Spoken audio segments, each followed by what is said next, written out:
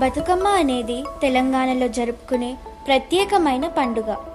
ఇది మన సంస్కృతి, సంప్రదాయం, ఐకమత్యానికి చిహ్నం.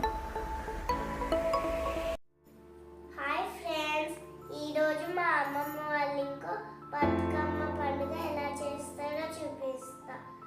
అందరికీ సద్దుల బతుకమ్మ శుభాకాంక్షలు.